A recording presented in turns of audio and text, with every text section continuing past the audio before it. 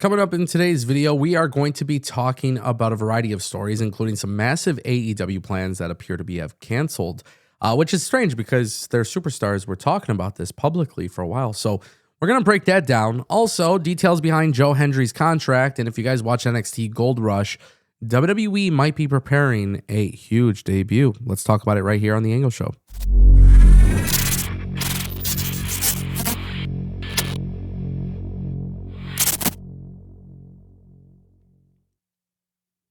And as always, if you guys want more videos like this, don't forget to click that subscribe button and ring that bell. I want to kick things off with Joe Hendry because, as you guys know, Joe Hendry is now a full-time WWE superstar. However, we actually got some interesting news around his contract, which I think signifies some major plans for Joe Hendry. Now, Sean Ross Sapp of Fightful and Fightful Select, he was doing a Fightful Select Q&A, and he was asked about Joe Hendry's future in NXT, but he actually was talking about his contract status, and I thought this was a nice little tidbit.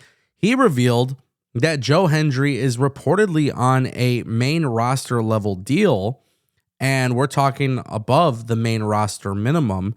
In addition to that, Sean believes that we are likely to see Ricky Saints or Ethan Page move up to the main roster, and then Joe Hendry will be the next guy up on NXT.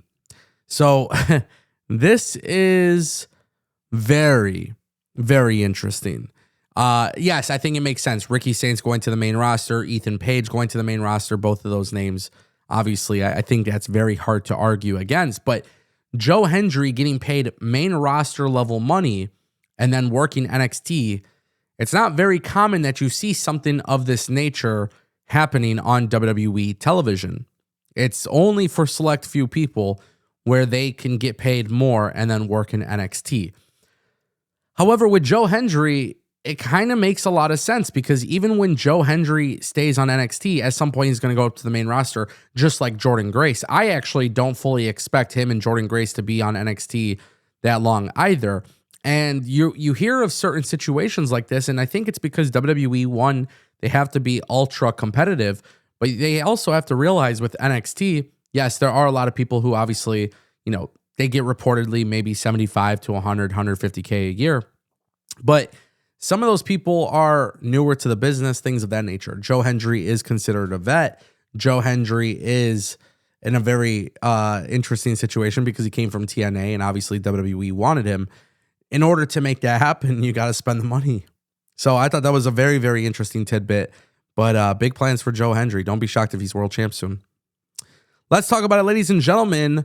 We saw JC Jane win the championship belt, and we covered this yesterday about a glitch on WWE's website, which we all pretty much thought, hey, this kind of spoiled the match, and it sure as hell did, but Tatum Paxley lost the belt, and that brings in the Righteous. Now, listen, guys, I'm going to be honest with you. This is just a rumor. But the rumor is that the Righteous could be joining Tatum Paxley on WWE NXT television. Now, for a while, we've heard of the Righteous no longer taking bookings. We've heard of the Righteous, being tied to WWE. We've talked about the rumors of them signing with the company, but we haven't had any sort of inclination regarding the Righteous making their WWE debuts. Now, some people were under the belief that the Righteous would head over to the main roster, which, personally speaking, I think makes a lot of sense. But when you see Tatum Paxley getting screwed over by the culling, and you see what's happened and transpired there, I think it is very clear to say the Righteous being with Tatum Paxley could be a really, really fun idea. Now, this rumor is a strong rumor that's taking over social media, and as always, I cover strong rumors on this channel. But this is one that I might actually be more interested in than watching them on the main roster. Because quite frankly, the main roster tag team division, in my opinion, is still a little bit of a struggle. I think it lacks a little bit of consistency. Not that the division is bad, not that the booking is bad, but I just don't think it is consistently loved as much as some of the other stuff happening on television. And I think for that reason, the Righteous going to NXT, being with Tatum Paxley, feuding with the Culling, give them an opportunity against Dark State. I think there's a lot of cool things that can happen with this.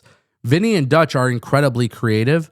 They're very much into the world of the mystic, weird, like, I don't even know how to explain it. The cryptic content that they produce, I think it fits. And I think WWE NXT has always essentially done well with those kind of characters.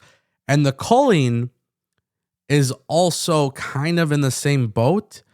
But I think Vinny and Dutch are going to be excellent in this case. I think from a storytelling perspective, you add Tatum Paxley in there, there is something really cool that can happen. I welcome this idea.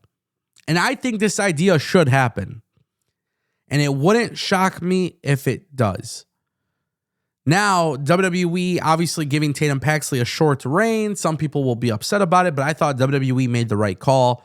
And then having her drop the belt back to JC Jane, I thought was the right call. I think this is going to lead to a very fun storyline, and I'm excited to see what happens next. And that brings us to our final topic, ladies and gentlemen. Tony Khan was on the Ariel Helwani show, and he addressed a variety of questions.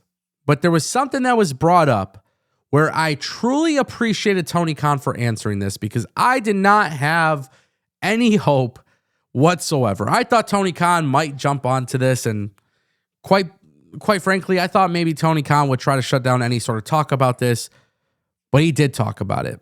And we're talking about AEW Shockwave. So, as you guys know, last year, there was this report that AEW was launching a new show called Shockwave. Months later, there was this talk that NWA owns the trademark. Nothing ever happened with Shockwave. It was reported that Shockwave was going to be on WWE Raw, or on WWE Raw. It was going to be on cable TV, and obviously it was going to be a competitor to WWE Raw and SmackDown, because Shockwave was going to supposedly have a really good TV deal with Fox. Then it turned out WWE did the deal with Tubi, which kind of makes you think AEW and Fox wasn't going to happen. Tony Khan basically said, hey, it was an idea. It's not happening. And he said he spoke to Billy Corgan, and he's like, honestly, he answered this very candidly, but he said, like, hey, Billy, like, if this is something that you guys want to do, something you guys want to use, like, I don't want to be an issue. Like, it's not that big of a deal. Like, he handled this very well, honestly. So Shockwave is canceled. Like, they're not doing Shockwave. Now, that doesn't mean AEW at some point won't do another show. I think that's always feasible. It's always possible. But I think the idea has been shut down. He's shutting it down. I don't think Tony Khan at this point is going to do anything differently. Obviously, you never really know. Things can change, but the AEW Shockwave is not happening. Swerve Strickland talking about it at a festival, telling other rappers and other people, hey, dude, we're going to be on Fox. We're going to do Shockwave. Maybe it was a little too premature, but I think at the time it sounded like it was very likely to happen. Now it's not happening at all. Not necessarily a big deal at all, to be honest. I personally like the name Shockwave, and kind of sucks that AEW can't use it, but AEW never has a problem having like cool names for their shows and stuff like that. So we'll see what happens, but yeah, AEW Shockwave not happening.